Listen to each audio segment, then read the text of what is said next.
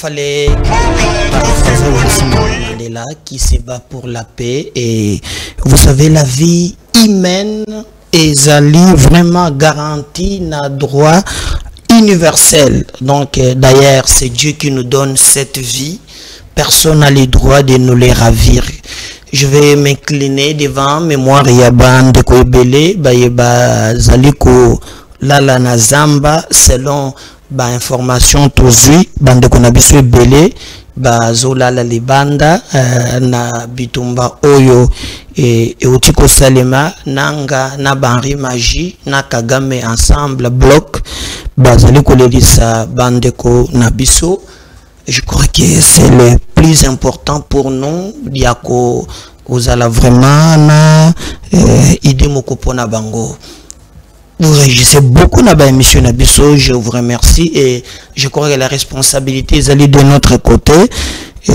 Soyez prêts pour le recevoir dans le format Ebele. Beaucoup d'alaka jamais décis dans mon sala MKBS télévision et qu'on sale la bino tant que vous allez beaucoup d'initiatives, mais vous comprendrez pourquoi bon monde besoin de variété, il y a un programme T, mais en tout cas, sur le plan thématique, vous allez très décité. Merci na bande konyon so ba zali ko solliciter espace bazolo gabale qui ça va produit na biso, contacter notre numéro ezali au bas ya écran.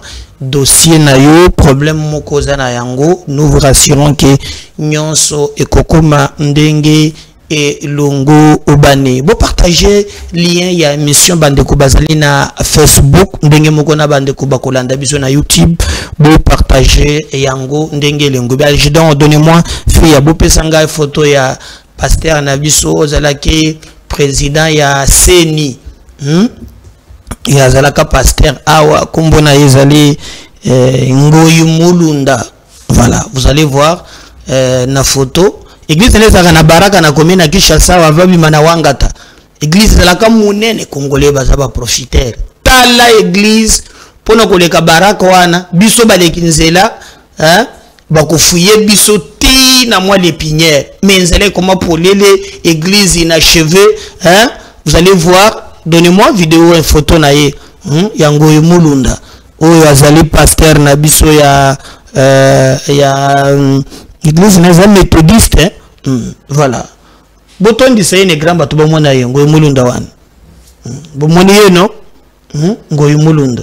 Alors azalaka président ya CENI mazalaka trop lié na biloko ya bakatakatanga babuka katanga ye penza muto azalaka parmi batu batelemela kabiloko wana ngoyi Mulunda. Alors dernièrement d'ailleurs ceux qui boye bakate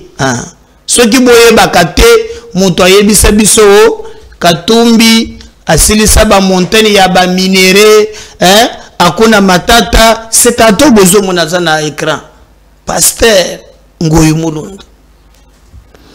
Moko boye la mukaka ka boye na biloko ba Gédéon na ba kyungu akumwanza wana il fallait katangeza la diviser. Et d'ailleurs à l'époque FCC cash et zalaki ensemble zo kanate bazo bendana bazo potana na FCC cash. Du coup ya bima pona kolobake muto akomanke Kabila bango bakatange bakosala yebi akushanga. Après il faut utiliser ba terme moko bakangaye bamemaye na boloko pe na boloko kuna akotele biloko bakatange wana aumeli mingi ngoyi Mulunda autiko bimakala mingi te. Merci, je crois aussi bon moni beaucoup bakolongola ye. Alors nini salami na yebisaki bino mokolo wana ke ba rumeur eza ebele ba rumeur parce que kala Joseph Kabila abetaki tour alobaki akei na ye abetaka tour akozonga bato balobaki akozonga Okozongango makambo ya bananga makambo ya nani botami. Mais mikolo mibale nous avons appris qu'à partir ya Zambie mouvement moko boye ezo salema. Et parmi les gens qu'on a cités, on a cité John Numbi. John Numbi te azali mokonzi ya armée pe awa d'abord na la police. Ayo qu'on a la police a commis inspecteur et armée, mais il a été cité dans le dossier ya Chebeya. D'ailleurs, ce que Bolanda qui Mouilambwe Alobaki, c'est lui qui avait donné l'ordre. Il avait même cité Joseph Kabila à l'époque, mais il y a un ancien président de la République, moyen, va toucher yé, et ça te compte tenu à loi nana statut, et ça le protéger ancien chef de l'État. Mais au moins, na makambo ya droit, ceux qui batangi yo, okoki kwa lokola comme un renseignant.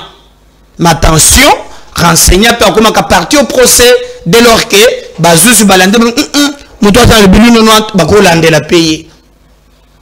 Mais bête qui quand même tolé. Alors, balobi le mouvement ozo selema na Lubumbashi à partir ya Zambie et zali pour te attaquer Lubumbashi. L'une des choses otoyoka qui toujours Moïse Katumbi n'est pas au Congo, rencontre Anaye Yasuka, Oyo Bakutana qui c'était avec Martin Fayulu, Bakutana qui na Genval, Bakutana qui Awate, et les gens se posaient même des questions, est-ce qu'Akeil sous exil, je ne peux pas confirmer l'exil, mais en réalité, il cause à la Bongo. Vous avez même vu, Moko Yabalietena Naye, comment il s'appelle, Angumana Vieux Mwando, il n'est pas comprendre le lobby, ah, ngana loka porte-parole de l'opposition nangai ngapena salo ngana kosal. Mais ça chauffe naka bango.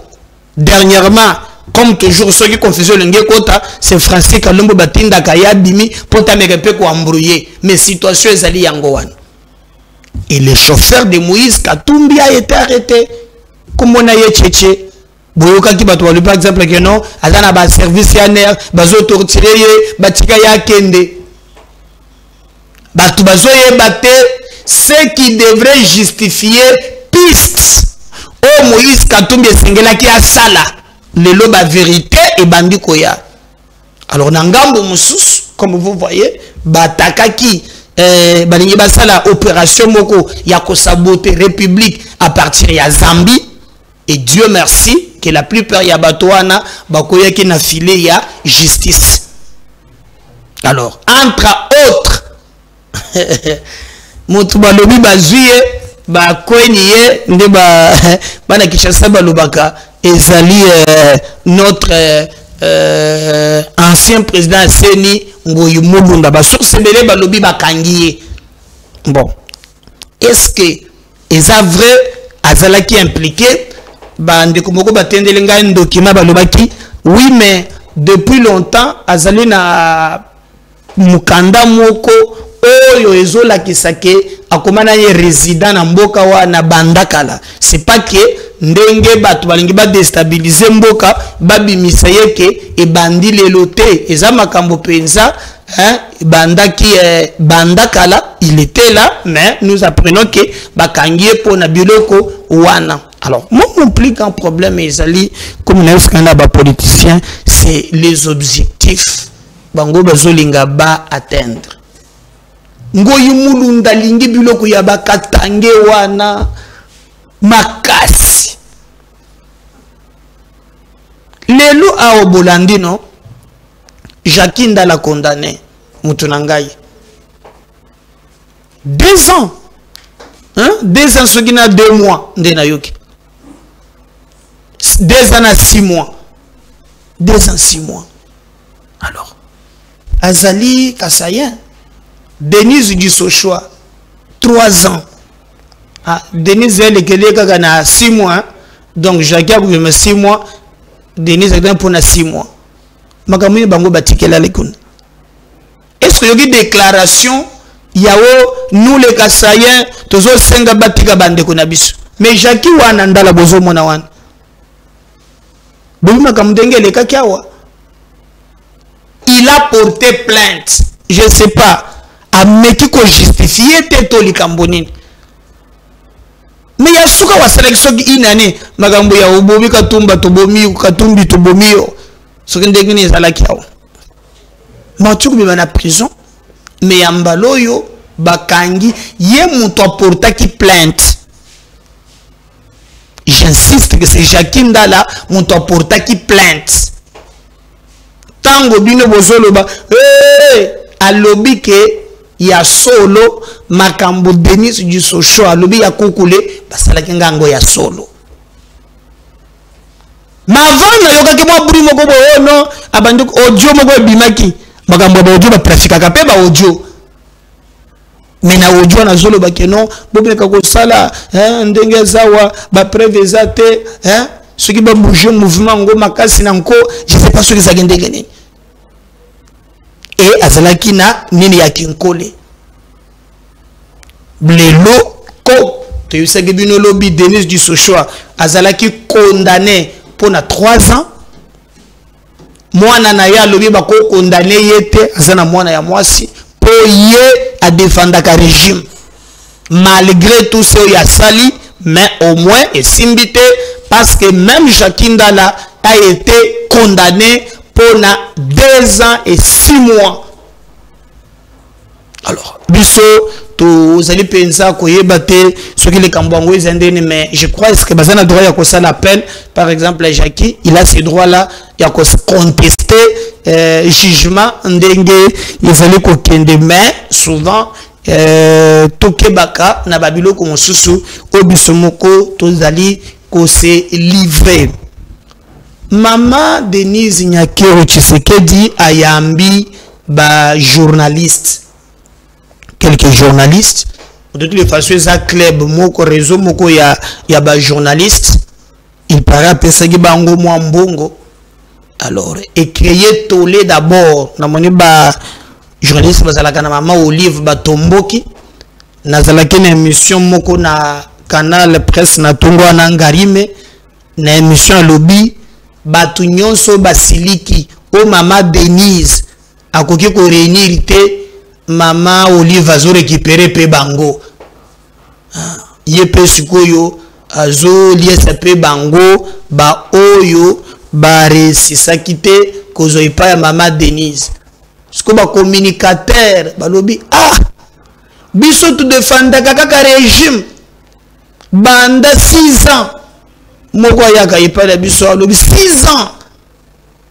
ngai Denise Nyakero abengi ngate akeko benga bato bafinga ka régime ezande boye so peut to la kiseke to bi ko finga do boko moto oneka communicateur ya ne we chulombo yozelo ko mon po bi ko nende zo foot donc batomboka ki makasi mais nous apprenons aussi que non n'explique qu'il y a duel mama ni mama waro azokumba pe bato na ye azokende na bango ali bato nyonso bazalaki desi bon Olive azana restaurant moko na kinga kati ba Lyon ba nini boko feta na kati ya ba Lyon donc yepe akozwa bato oyo bazalaki donc c'est devenu vraiment duel moko ya ko sakanate parce que nazolo bela maman Olive batoko batoni ngaye bazalaka soso ensemble tous les Congolais s'intéressent na makambo ya bato oya ye moko ayibi ko landela te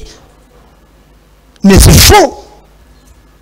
Parce que maman Obolingo nde bobenga mama ni mama il a réagi alors même que non à son chéri ce nini un homme exceptionnel donc c'est pour mettre fin à barimer one o ezangi mutuna makolo penza ezali au normal ata mukete mais nous on suit makambo nyonso de près pour te toper bino information oyo ezali penza na douceur d'ailleurs batonaye balobi ils vont revenir avec force parce que makambo ezali kotambola très bien makambo ya Luanda batu mingi bafingi fachi batu mingi balobi président de la République comment il peut se déplacer akei kaka mbala moko Kagame betie 12 ezalaka te eza normal Mais je crois qu'on va nous chercher les membres du ministre des Affaires étrangères Nabiso. Il faut chercher cet élément. Il y a ministre, il y a Affaires étrangères. Oyo, alobaki, mais pourquoi Bozo Lobaki, il ne fallait pas token?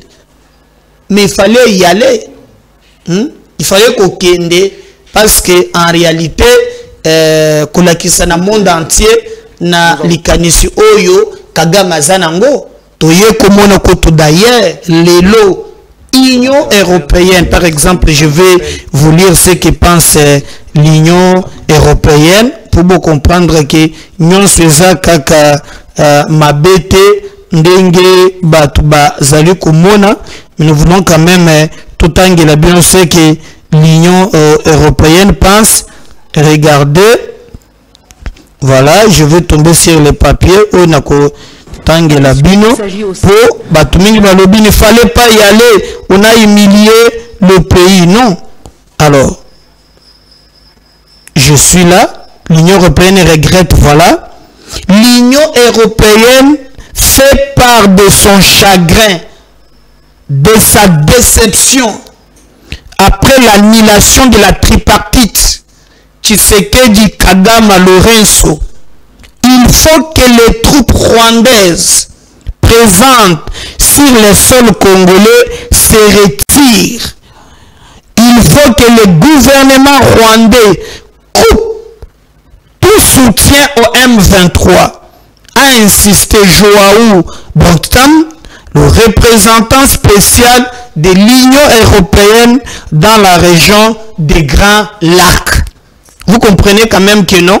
Eza kaka mabe à 100% te ndenge bozali ko okanisa. D'ailleurs, il faut retenir que le ministre des Affaires étrangères angolaise Tete Antonio était reçu cet après-midi par le président rwandais Paul Kagame. Alors pour la Kagame, c'est d'abord que ba Congolais ba luka ndenge nini bango bakoki kosolola na ba Rwandais ya M23 pote Kagame akutana na bango. Donc vous allez voir, suivons d'abord ministre Nabiso ya Affaires étrangères, Toyo Second Makambo fait de société, tout le monde a comment Bourgmestre Nabiso Akisenso na Makambo Bakuluna, on revient, mais je crois que qui déjà mon 3 tchela yo ba crédit ba méga parce que téléphone vert et zobanda kala mengite. Ensuite ça,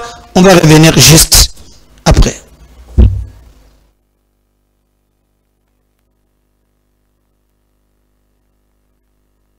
Dialoguer avec un groupe terroriste comme le M23. La République démocratique du Congo, vous le savez tous mieux que moi, vient de très loin. Quand il s'agit des groupes armés, quand il s'agit aussi du poids des négociations que le pays a eu à engager avec des groupes armés qui ont utilisé la violence et la force pour avoir un accès politique ou pour avoir de l'importance ou de l'influence politique ou un accès à des ressources quelconques. Cette page a été définitivement tournée. Et c'est pour cela que pour nous, il est inacceptable. Et je ne pense pas que la République démocratique du Congo soit une exception mondiale quand nous disons qu'il est inacceptable de négocier directement avec un groupe armé qui bombarde des camps de déplacés, qui tue et qui massacre des civils, qui viole des femmes, qui pille des ressources naturelles et qui est aussi coupable d'attaques contre des soldats de la paix. Cette ligne rouge, elle n'est pas exceptionnelle. Chaque autre pays qui se respecte et qui respecte sa position en tant que pays membre des Nations Unies n'accepterait jamais de parler avec un groupe armé comme le M23 et de lui donner ce degré de légitimité. Il y a un cadre très spécial pour la question des groupes armés congolais et c'est le processus de Nairobi. Il n'y a pas de traitement exceptionnel et il n'y a certainement pas de récompense pour les pilleurs, les violeurs et les assassins. La question de ligne rouge, elle est claire, elle a toujours été claire et défendue par la République démocratique du Congo. Nous n'allons pas dialoguer avec un groupe terroriste comme le M23. La République démocratique du Congo, vous le savez tous mieux que moi, vient de très loin. Quand il s'agit des groupes armés, quand il s'agit aussi du poids des négociations que le pays a eu à engager avec des groupes armés qui ont utilisé la violence et la force pour avoir un accès politique ou pour avoir de l'importance ou de l'influence politique ou un accès à des ressources quelconques. Cette page a été définitivement tournée. Et c'est pour cela que pour nous, il est inacceptable. Et je ne pense pas que la République démocratique du Congo soit une exception mondiale quand nous disons qu'il est inacceptable de négocier directement avec un groupe armé qui bombarde des camps de déplacés, qui tue et qui massacre des civils, qui viole des femmes, qui pille des ressources naturelles et qui est aussi coupable d'attaques contre des soldats de la paix. Cette ligne rouge, elle n'est pas exceptionnelle. Chaque autre pays qui se respecte et qui respecte sa position en tant que pays membre des Nations Unies n'accepterait jamais de parler avec un groupe armé comme le M23 et de lui donner ce degré de légitimité. Il y a un cadre très spécial pour la question des groupes armés congolais et c'est le processus de Nairobi. Il n'y a pas de traitement exceptionnel et il n'y a certainement pas de récompense pour les pilleurs, les violeurs et les assassins. La question de ligne rouge, elle est claire, elle a toujours été claire et défendue par la République démocratique du Congo. Nous n'allons pas dialoguer avec un groupe terroriste comme le M23. La République démocratique du Congo, vous le savez tous mieux que moi, vient de très loin. Quand il s'agit des groupes armés, quand il s'agit aussi du poids des négociations que le pays a eu à engager avec des groupes armés qui ont utilisé la violence et la force pour avoir un accès politique ou pour avoir de l'importance ou de l'influence politique ou un accès à des ressources quelconques. Cette page a été définitivement tournée. Et c'est pour cela que pour nous, il est inacceptable. Et je ne pense pas que la République démocratique du Congo soit une exception mondiale quand nous disons qu'il est inacceptable de négocier directement avec un groupe armé qui bombarde des camps de déplacés, qui tue et qui massacre des civils, qui viole des femmes, qui pille des ressources naturelles et qui est aussi coupable d'attaques contre des soldats de la paix. Cette ligne rouge, elle n'est pas exceptionnelle. Chaque autre pays qui se respecte et qui respecte sa position en tant que pays membre des Nations Unies n'accepterait jamais de parler avec un groupe armé comme le M23 et de lui donner ce degré de légitimité. Il y a un cadre très spécial pour la question des groupes armés congolais et c'est le processus de Nairobi. Il n'y a pas de traitement exceptionnel et il n'y a certainement pas de récompense pour les pilleurs, les violeurs et les assassins. Voilà, j'espère que Wana Bolandi est le ministre des Affaires étrangères, bien qu'il ait beaucoup critiqué, par rapport à Ville Tundula Naye, apparemment, Zamonto Mokatu, on dirait, Batubazo Santirité, Penza, que Azaliko, compilsé. Bon, outil démocratie peut encore avoir critiqué Zali, mais Batobeli Bazali Koloba. Parce qu'après, il y a ministre Nabiso, il y a communication. Mikolo, il y a quelques moka et Koina Maboko Yaba Rwandais. Bon, l'avantage que Kagame a et que Kagame a recruté même au sein. Il y a force Nabiso. A infiltré, Mediapé a infiltré, ce qui fait que ce qui Kagame a vu quelque chose, comme relayé, mais il y a des jours où nos forces armées, ont gagné sur terrain, personne n'en parle. Personne n'en parle. Alors, dans un combat, ndegeza sur terrain, Kagame a ici quelques pays, Batambola qui va condamner, mais aussi sur les fronts, il a utilisé, je crois, méthode Moko, on découvre Moko à lobby, il a utilisé des drones, ils ont percé, baran abisso militaire, paix zali koboma. Alors nos militaires c'est le repli stratégique. Alors et celui qui est ici ba toma muke. Alors ministre de la communication à lobby et ko kende ndenge zo kende wana bomi tungisa te au finish biso bato nde toko gagner Kagame. Il peut tout faire, mais il peut compter sur la détermination ya ba Congolais. Ensuite, le ministre de la communication, on va revenir aussi juste après cet élément. La bravoure de nos forces armées et qui, malgré les harcèlements, ont pu pendant 15 jours, malheureusement de l'autre côté, ils font le choix de ne pas faire les deuils de leurs enfants. De toute évidence, c'est une guerre, il y a des batailles qui peuvent aller en leur faveur, mais la bataille finale, la victoire finale sera la nôtre. Monsieur le ministre d'État, nous tenons à saluer justement la bravoure de nos forces armées et qui, malgré les harcèlements, ont pu pendant 15 jours, malheureusement de l'autre côté, ils font le choix de ne pas faire les deuils de leurs enfants. De toute évidence, c'est une guerre, il y a des batailles qui peuvent aller en leur faveur, mais la bataille finale, la victoire finale sera la nôtre. Monsieur le ministre d'État, nous tenons à saluer justement la bravoure de nos forces armées et qui, malgré les harcèlements, ont pu pendant 15 jours, malheureusement de l'autre côté, ils font le choix de ne pas faire les deuils de leurs enfants. De toute évidence, c'est une guerre, il y a des batailles qui peuvent aller en leur faveur, mais la bataille finale, la victoire finale sera la nôtre. Monsieur le ministre d'État, nous tenons à saluer justement la bravoure de nos forces armées et qui, malgré les harcèlements, ont pu pendant 15 jours, malheureusement de l'autre côté, ils font le choix de ne pas faire les deuils de leurs enfants. De toute évidence, c'est une guerre, il y a des batailles qui peuvent aller en leur faveur, mais la bataille finale, la victoire finale sera la nôtre. Monsieur le ministre d'État, nous tenons à saluer justement la bravoure de nos forces armées et qui, malgré les harcèlements, ont pu pendant 15 jours, malheureusement de l'autre côté, ils font le choix de ne pas faire les deuils de leurs enfants. De toute évidence, c'est une guerre, il y a des batailles qui peuvent aller en leur faveur, mais la bataille finale, la victoire finale sera la nôtre. Monsieur le ministre d'État, j'espère que on a bolandi ministre Nabiso ya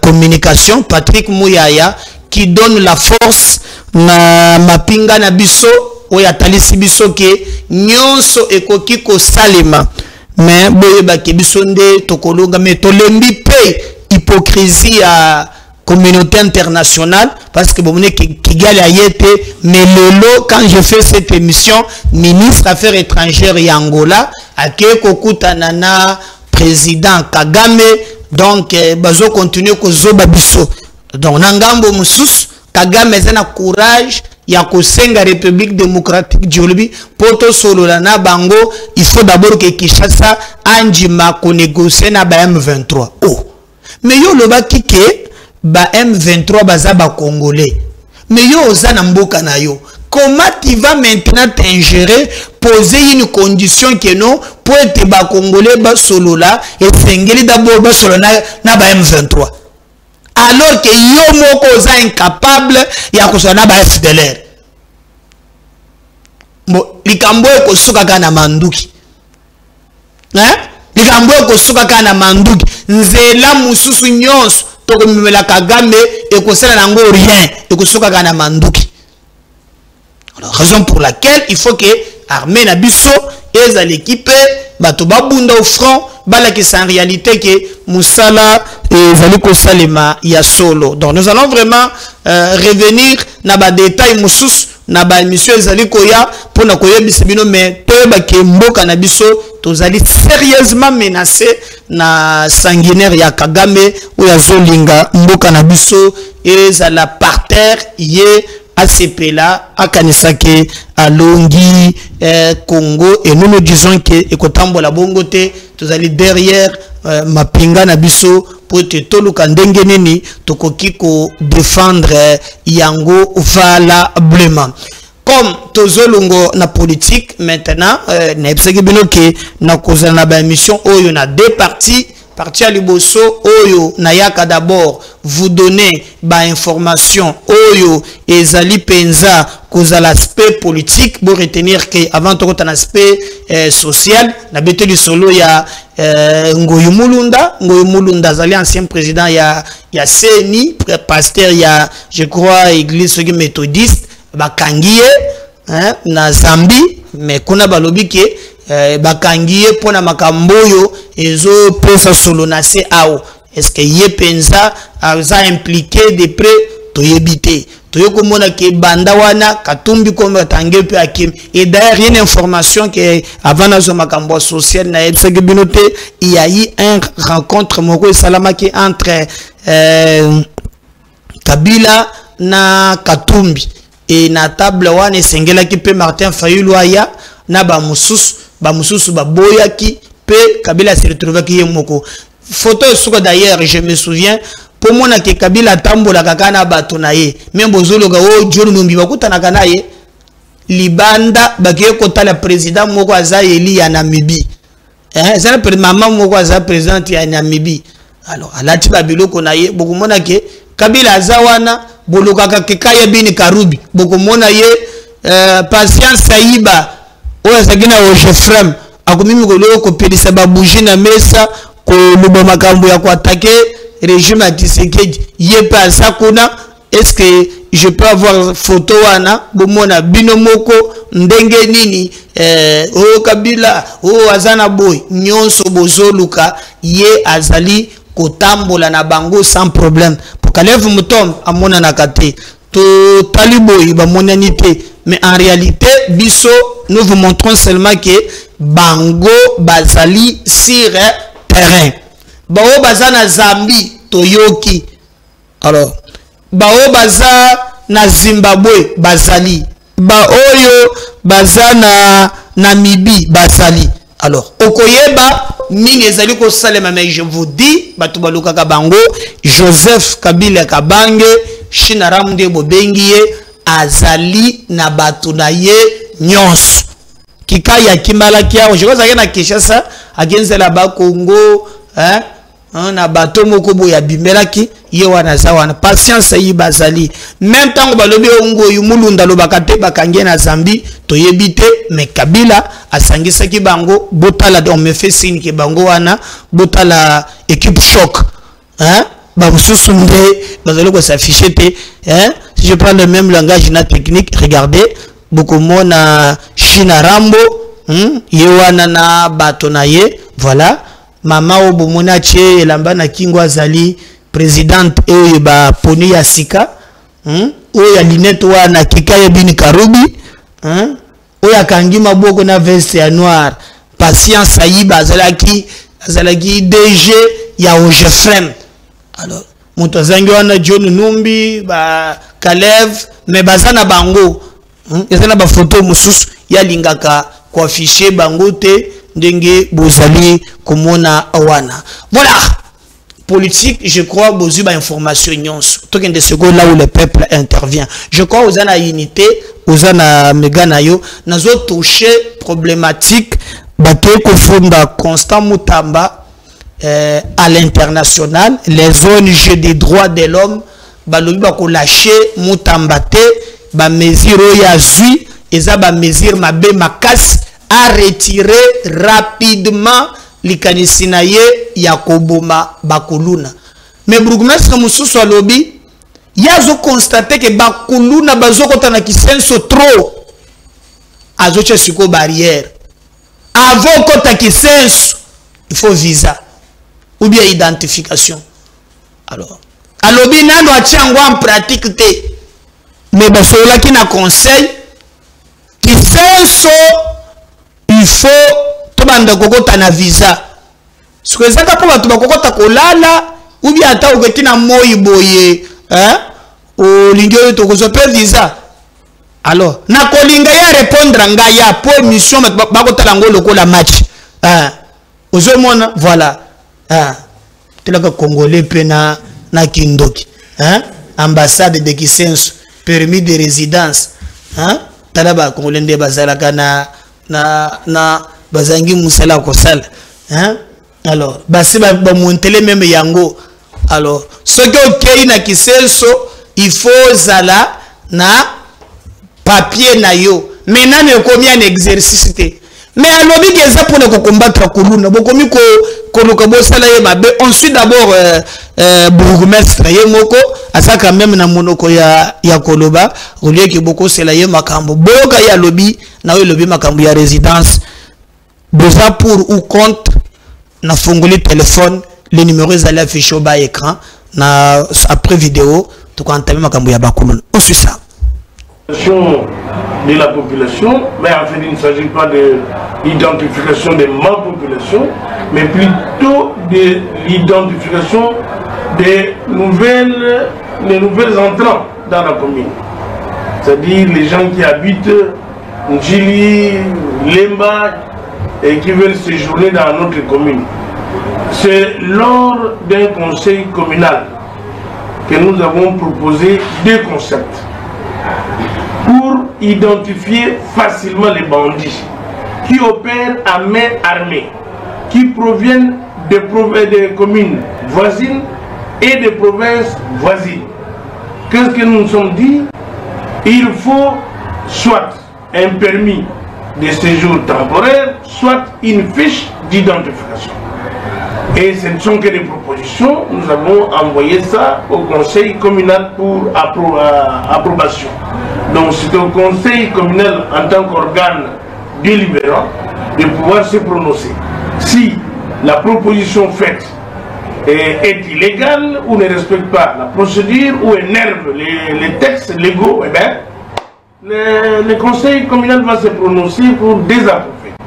Sinon, l'objectif, c'est d'identifier les Koulouna qui viennent, ou les bandits qui viennent d'autres provinces, qui collaborent des connivences avec les nôtres pour semer la désolation dans les familles. Donc notre objectif est très simple, c'est cela. Et nous sommes heureux parce que cette proposition, à mon humble avis, n'a plus place. Parce que l'opération Ndobo est arrivée et l'opération audience foraine est arrivée. Donc, c'est que notre proposition n'a plus place, logiquement. Parce que nous sommes déjà protégés par les deux opérations. Voilà. Ce qui taraude souvent les esprits, soit des personnes qui lisent ces communiqués, pensent au niveau de la dénomination, soit les fiches d'identification que vous venez de dire, soit les titres de séjour.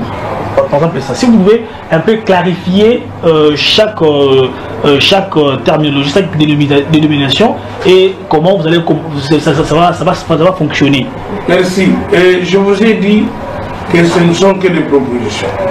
Et je viens de dire tout à l'heure que ces propositions n'ont plus place. Parce que deux opérations qui travaillent de façon simultanée pour la paix sont déjà là. Mais c'est pour une perspective maintenant. À l'événement de la révision de la Constitution, à notre qualité de citoyen congolais, parce que le chef de l'État a demandé qu'on puisse réfléchir, nous avons réfléchi que l'article 30 et l'article 60 doivent être révisés. Parce que quand il y a la libre circulation, oui, mais cette libre circulation doit être régulée. Ça doit être régulé. On doit placer certains concepts comme garde-fou dans notre constitution, de sorte qu'à garantir les déplacements des Congolais d'une façon régulière. Parce que la liberté ne signifie pas le libertinage. Ça, c'est une perspective et je vous garantis que nous serons encore ensemble. Dans les jours qui viennent, nous allons démontrer que les deux articles doivent être retouchés. Et nous avons les arguments pour ça. Merci. Boyoki, bourgmestre Bocheye pression à Wangani à lobby à Tiki Yango. Avec proposition Yango P, moyen P et à Kolobela Yango et Zate. Mais pour naïe et loko yé, est-ce que ce qui est salango zamabe qui a banda traqué bakuluna et la bi asaleki yango uniquement parce que il fallait traquer bakuluna. Mais parce que tu le veux bana bakuluna, front moko etelemi contre Constant Mutamba ya kosakanate. Awa tozoloba awa ba musoba te même les banda ya mboka pona koloba ke ce qu'il est en train de faire ezali grave. Atika bakuluna baboma bangote. Alors, nasalaki mission moko awa bakonzi balandaki yango mingi. Alors, j'ouvre maintenant téléphone nangai. Est-ce que tozoa formule ya bourgmestre ya Kisesu que tous les bourgmestres babanda ko identifier bat est-ce que bakokoka to utiliser méthode Constant Mutamba ayo nango soki boye bakangi bakuluna basambisi bango na audience foraine après babomi bango tope tolanda nzela oyo toyoki ba ONG ya droit de l'homme bakei na poto bakei koloba ke Mutamba azo violer droits humains azo boma bato ezali anormal et sengeli ba longola. Et donc voilà au moins thématique au tozali boza pour ou contre parce que ça chauffe maintenant. Balobi faut ba longola Mutamba faut ba sala yeboye parce que ye akoki konjimate ba boma bato. Alors mais comment tu connais qu'est-ce que quand les kuluna bango bazo boma? Je vais d'abord avant n'atanga ba message n'amba pe ba peine donnez-moi élément moko ya ministre ya justice. Je vais prendre appel ya liboso. Allô? Oui, au dengue biso wapi? Na bengi bino depuis Limba Salongo. Comment nga Junior Tumba? Oui, Junior Tumba le benin. Tolingi nalingi na pesa proposition pour na likambo ya Constant Mutamba. Constant Mutamba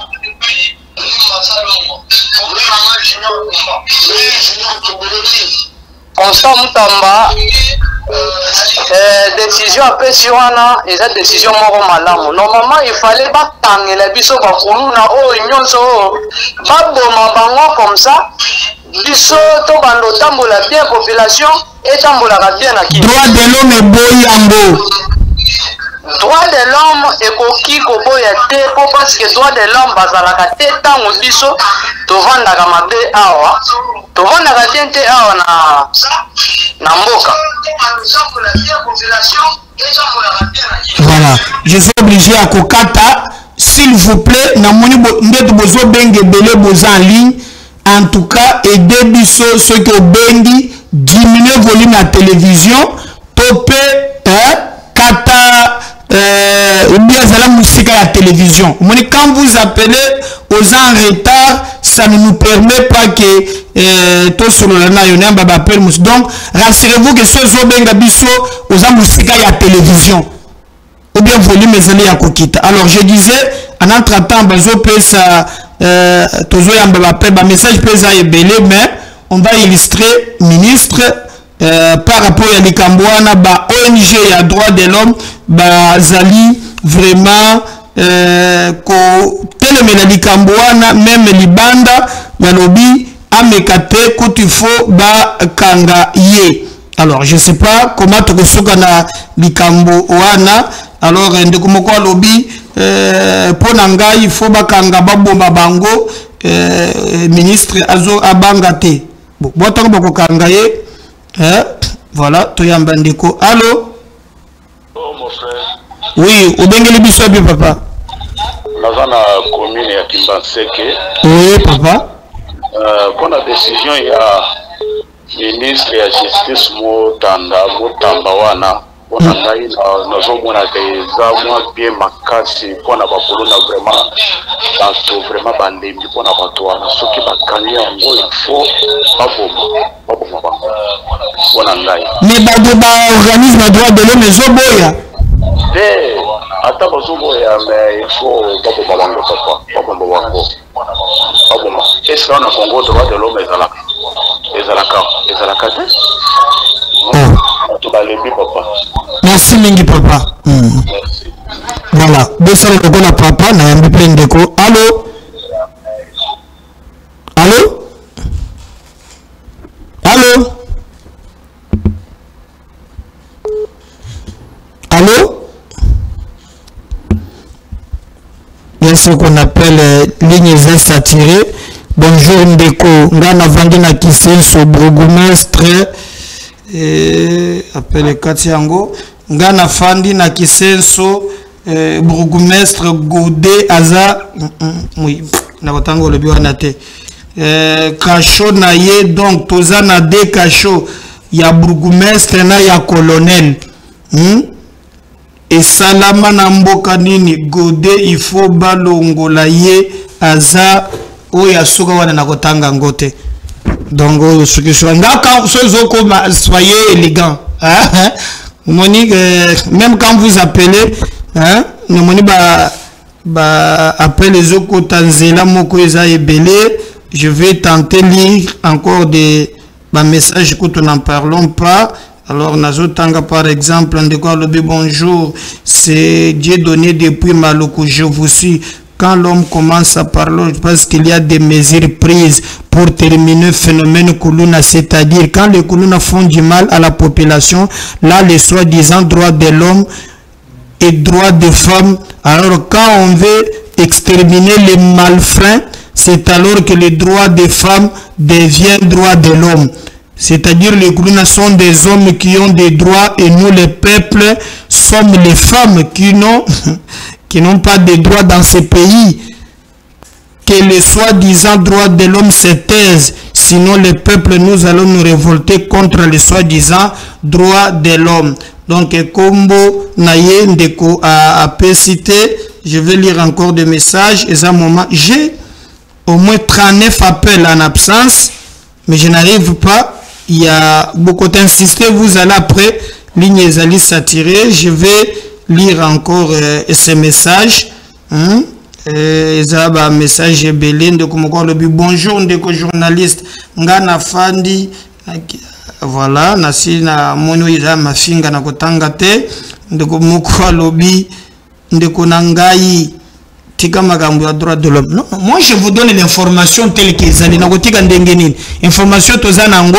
D'ailleurs ministre yemoko après donnez-moi cet élément là avant na continuer maintenant l'appel ministre yemoko à tenir lors de matinée à Zokebisa ba droit de l'homme ou bazali ko monisa ye parce que beza radio te je na mbande ko après na kozonga. Allô? Oui, diminuez le volume à la télévision, le l'émission web. La commune de Lancile est pour Bangi. Oui. Dans le Bibouya, bateau va faire le bagage constant Moutamba, donc à l'ongo la loi wana. C'est bateau va faire la couleur dans la famille na bango. Jamais toko ni bela pour qu'on ne soit de la carte majette à Boumi. Si on n'a pas pour mailler, population de Manaki, mais sinon on va se mettre boulot bana beaucoup nini. Yo position na yo zani yo mutunanga mutunato. Yo lingini babo mabango mais droit de l'homme boyi. Droit de l'homme wana bon combien de personnes on va connaître si ba bébé tu vas finir par autre. Tout dans le droit de l'homme. Si wapi. Merci Mingende Konangai. Je disais nazo sélectionné ba alors ndekomoko lobi azana kanseta papa ngai sele kalama naza na kanseta babu mabana wana pona basila na Kishasa. Merci beaucoup na kanseta babu mabango kaka ndekomoko lobi siko lobi en entre-temps c'est na moni aleki. OK, allô? Allô papa, bonjour. Bonjour, bengele biso wapi? Ai ndeko Patrick Mundondo na bengi na commune ya Kimbateke. Oui. Nana Lobaboye, Batika Costa Mustamba, Asala Moussala Naï. Nous souffrons, toujours nous comme Kishasa Banzele, Zabiente, Outa Moussala Bapoko, Apoya, Okutana, la Jotisio. Il y a droit de l'homme, tant Bakuluna Babouma, pourquoi pas droit de l'homme, Asala la réaction, ce qui va continuer à bouiller, Biso population, pour réagir, ma deux, pour Banasco, pour Mabango, Biso population, total et le droit de l'homme, Asala Biso. Et pour un bon banasco, pour nous, quoi, Maté.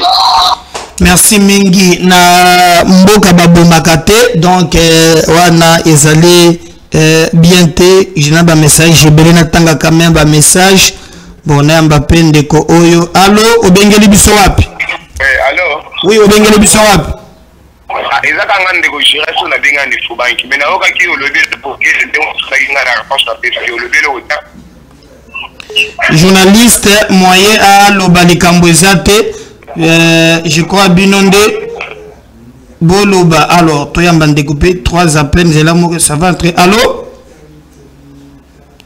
moko kotina mususu insistez vous allez entrer ndeko lobi bonjour monsieur Médard pour na dossier Kuluna en tout cas mokano wana ya koboma eza vraie décision moko malamu ata kutu tata nzambe kutu asepelaka babomi asepelaka na babomité donc en bref bazo mérité kaka peine de mort merci mais je constate que mutumoko zokotela bango ata moko azate hein nameka ba auto opposition quand même na ba matinée bazo lobela bango allo bengeli biso wapi avec la mitende oui na mitendi papa olobini na lobi boya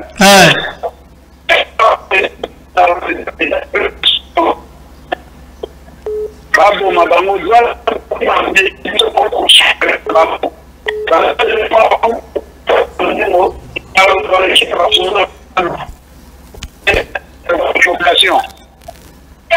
merci mingi ndeko nangana mitendi babo mabango bazonyoko la population. Alors je vais là rapidement tendre des messages. Est-ce que je peux sélectionner? Voilà, ndeko moko akomia walobi bonjour ndeko Médard biso na kise surtout lingi idée ya bourgmestre Godete idée oyo Constant Mutamba zui yango nde tolingi ba FARDC ndenge bakoti na kisenso ça va donc kuna na kisenso ba FARDC mais attention hein ndila aza habilité ya kufanda na population hein c'est la police qui ezali formé pour encercler, combattre la population. Donc, je reçois en même temps vos messages, je vous appelle. Est-ce que je peux prendre vidéo ya Constant Mutamba batubazo to dangai mituna ebele boyo kayo moko koma il dénonce ba ndeko ya ba droit de l'homme. On va revenir juste après cet élément. Oui, je vois des appels mais on suit d'abord ça. On va prendre juste après. Bakoma koboma batu bazobotola batu biloko na bango ma famille ebele tikala ba orphelin na baveuve boete batu misu batikala ba handicapé so bimi na cop okutani na kuluna moko non seulement abotoli mbongo na ya cop mais apapoli openini apapoli onini mutu abotoli mutu abongo ifo nini oye bake kuluna nyonso tokanga peine de mort ekozala exécuté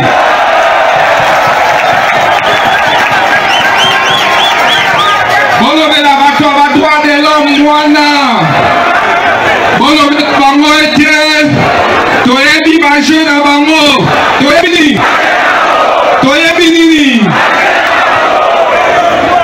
balobela bakuluna bafamille batikaki kuluna nde mpe droit de l'homme wana boete balobela bango nini bakoma koboma batu bazobotola batu biloko na bango bafamille ebele tikala ba orphelin na baveuve boete batu misu batikala ba handicapé so bimi na cop okutani na kuluna moko non seulement abotoli mbongo na ya cop mais apapoli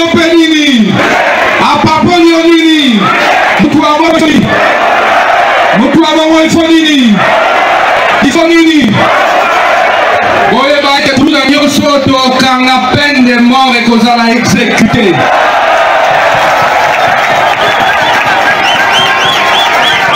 Bolobela bato ba droit de l'homme wana. Bolobela bango ete toyebi ba jeune na bango. Toyebi nini. Balobela bakuluna ba famille batika kikuluna nepe droit de l'homme wana bote. Balobela bango nini. Bakoma koboma batu. Bazobotola batu biloko na bango. Ma famille ebele tikala ba orphelin na ba veuve bote. Batu misu batikala ba handicapé. So bimi na cop. Okutani na kuluna moko non seulement botoli mbongo na ya cop. Mais a paponi openini. A paponi onini. Mutu abotoli. Mutu abongo ifonini. Ifonini. Oye ba ke kuluna nyoso to kanga peine de mort et qu'on a exécuté.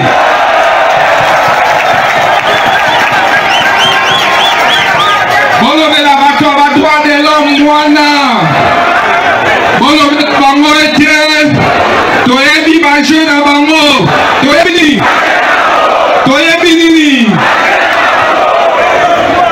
Balobela bakuluna ba famille batika kikuluna nepe droit de l'homme wana bote. Balobela bango nini. Je crois. Merci beaucoup. Wana bozali kolanda vraiment réaction ya ministre ya justice. Je sais pas ce qui nako bandela wapi ba message leki ebele. Alors dans zo ba derniers appels na tekeli na 5 minutes voilà ba message za ebele les voice je ne prends pas les voice. Allô obengeli biso wapi? Ubengele biso wapi? Oui papa, ulobi na malweka. Ulobi nini? Nalobi boye. Bato ya droit de l'homme, tango bazo boma bato, bango bazo sepela. Bango bato bazui bambeli wana na minduki oyo bakuluna bato, bango bato nde bapesi bato wana. Après guerre na biso pekuna na likolo kuna eza bango bato bazo supporter guerre wana kuna. Bon, est-ce que tout cas de relation na droit de l'homme te? Merci mingi papa. Bakoka ta droit de l'homme te droit de l'homme montezo sala ki et le belayo je sais pas comment tokoka ta relation mais un message le qui est belé nazo sélectionner to yamba ndeko mususu pa bengi biso pour ou contre. Allô?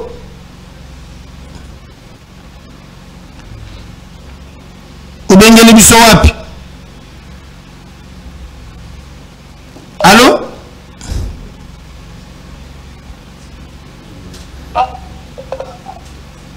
Ah, impossible, je suis obligé à côté le moninga zana ligne au cause de la nante au côté kaka au quartier. Donc il y a un sérieux problème, il y a réseau. Donc le débat est à oulé, mais le ministre ne veut pas aussi reculer. À l'obi azana bango tina suka, je vais lire ce message. Bonjour mesdames, Constant Ezama BT, mais il faut à respecter procédure. Voilà, il y a des gens qui pensent que il faut à respecter procédure. Donc on peut pas combelinga quand même à soutenir Yoga Magamboya lobby. Voilà lobby boy. Bonjour papa, na bendio na prison. Est-ce que Constant Zakaka pona bakuluna? Allô, obengele biso wapi? Allô? Obengi na makala. Oui, olobini ni mama. Papa na pona bakuluna wana pena de baosala bato a droit de l'homme wana.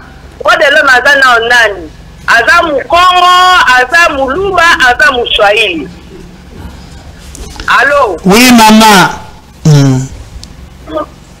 tolobi boye pona bato a droit de l'homme eloko bazoloba bazoloba wana ezalaka te bakulu na baoboma bato eske papa bokoki kosala te bosangisa baimage nyonso ndenge bakataka bato babomaka bato bolakisa na bato a droit de l'homme wana bamona nde bato batikala na pasi. Merci mingi maman, mais droit de l'homme aza mukongo te aza muluba te, droit de l'homme eza lisanga ya bato bayokani pona ko défendre bato. Voilà. Voilà. Donc maman suki mutema na makambo ya droit de l'homme, hein? Donc moko le bonjour papa na bengi na prison. Est-ce que Constant Mutamba azaka ka pona bakoluna po ekomika ka bakoluna ba miyibi wana mususu amona ka bango te.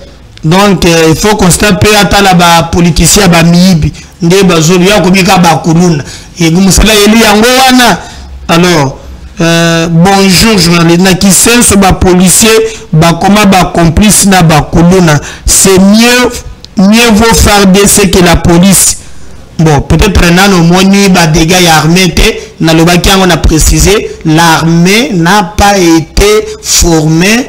L'armée peut venir en cas de débordement. Et d'ailleurs, l'armée il y a que la garde républicaine pour Bazali former pour Nayango. Allô? Allô? Oui, on vient de Bissouat. Qui t'a volé ma télévision?